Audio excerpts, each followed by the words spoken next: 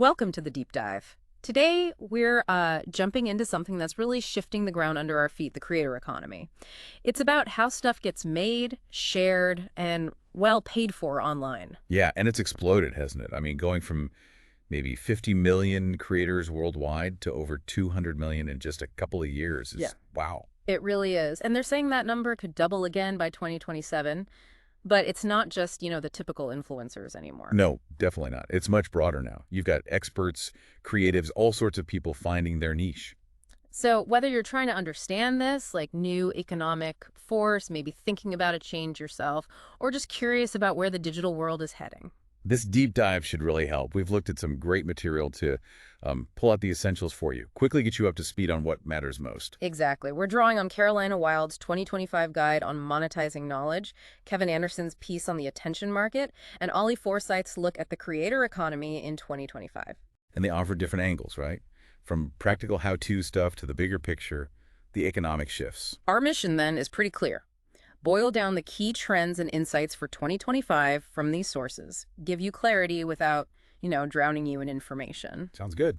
Let's get into it. Okay, so first off, this whole creator economy, it feels like it's maturing, doesn't it? Like moving past the early influencer phase. Absolutely. It's way more diverse now. You see coaches, consultants, artists, professionals, lots of people turning their specific expertise into online content and income. Carolina Wild puts it, well, being a creator isn't just for influencers. Yeah, and there seems to be a real hunger for that expert knowledge online. There is. People want to learn specific skills, get insights.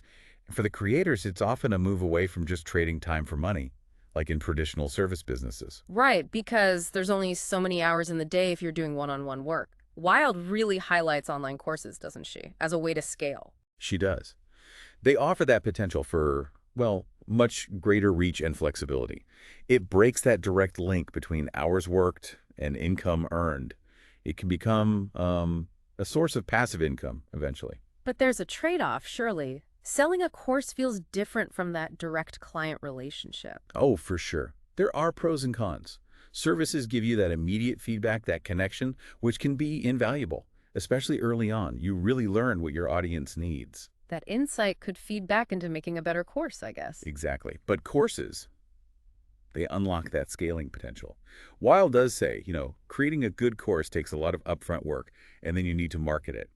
But the ceiling is just so much higher. Okay, so that move towards scalable knowledge products is a big trend. But there's another huge force here, this attention economy idea. Kevin Anderson talks a lot about this. What's the gist? Well, it goes back to Herbert Simon's idea, basically. A wealth of information creates a poverty of attention. We're just bombarded with information constantly. Tell me about it. So our attention, our focus, becomes the really scarce, valuable resource. And that changes everything in media and content. Anderson shows how this shifted, right? From print to radio, TV, and now massively onto digital platforms. He had some stats on where our eyeballs actually are. Yeah, the numbers are quite something.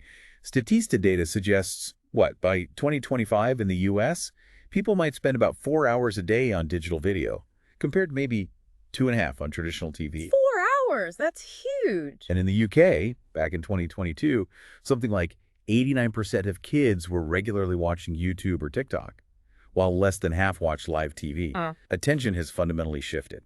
And where attention goes, money follows, presumably. Anderson calls platforms like YouTube, TikTok, Instagram, even Substack, these giant attention marketplaces run by algorithms. How do they shape things? Well, these algorithms are designed basically to keep you watching, keep you scrolling, maximize your time on the platform. That's their business model.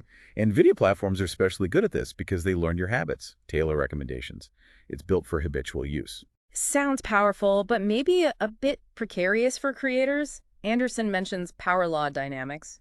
It's not an equal playing field, is it? Not at all. It's heavily skewed. Most of the money goes to a very small percentage at the top.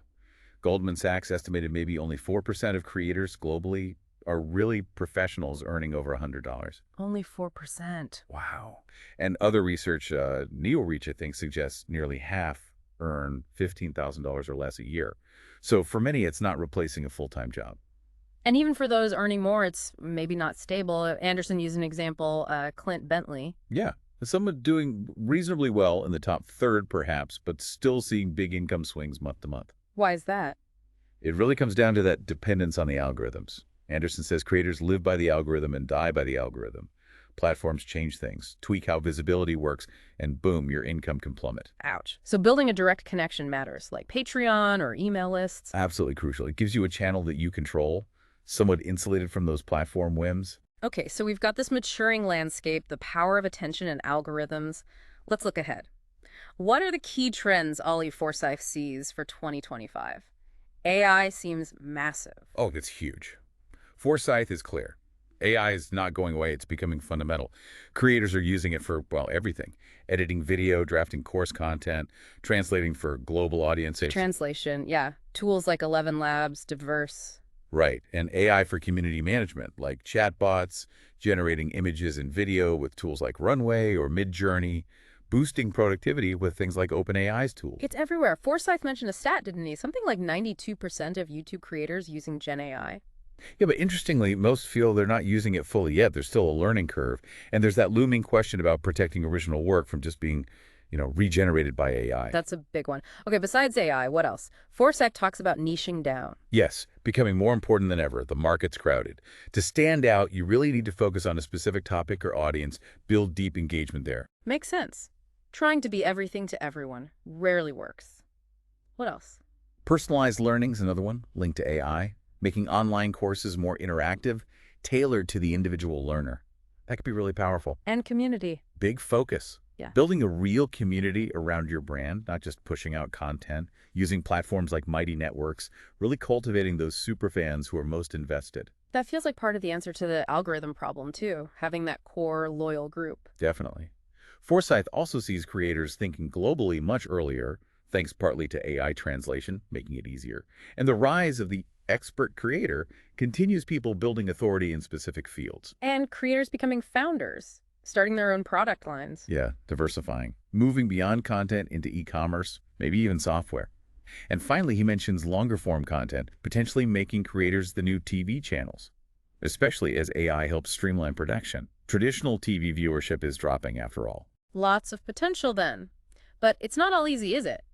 Forsyth also points out the challenges for 2025. What are the big hurdles? Well, scaling is one. Finding the right people to help build the business beyond just the creator themselves. That's tricky. Finding people who get it but aren't necessarily creators. Exactly. Then there's just cutting through the noise.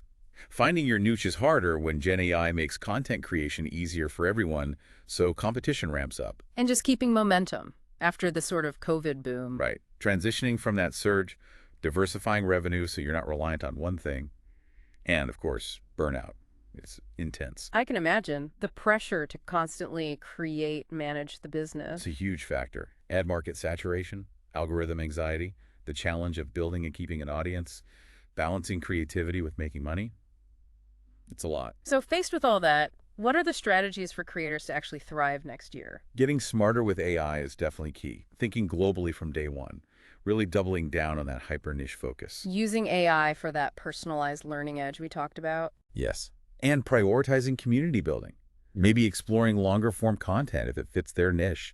Diversification is critical: ads, sponsors, merch, subscriptions, digital products. And using the right tools. Wild mentions things like Teachable, Descript, Canva, ChatGPT. Yeah, leveraging the tools available to be more efficient and effective. There's a whole ecosystem supporting creators now. Speaking of that ecosystem, Forsyth mentioned the startup scene around creators. What's happening there? Seems there's been a bit of a slowdown in new startups popping up, maybe after a period of overfunding. But interestingly, a lot of the existing ones are still going strong. So still opportunities there, maybe in discovery or helping creators make money. Seems likely. And we are seeing AI-focused startups in this space hitting big valuations, like 11 Labs. So investors are definitely betting on AI tools for creators. Okay, so wrapping this up, the creator economy in 2025 sounds, well, incredibly dynamic, lots of opportunity, but definitely not a walk in the park. That sums it up pretty well, yeah. You really have to understand the attention game, harness AI, find your specific corner, build that community, and constantly juggle the creative side with the business side. Hopefully this deep dive, drawing on Wild, Anderson, and Forsyth, has given you a clearer map of that landscape, a kind of shortcut to understanding the key forces at play. Exactly. So maybe a final thought to leave you with. As these lines keep blurring between, individual creators and what we used to think of as media companies, and with AI getting woven deeper into everything, what new kinds of opportunities or maybe even challenges do you think might pop up next? For creators, but also for us, the audience.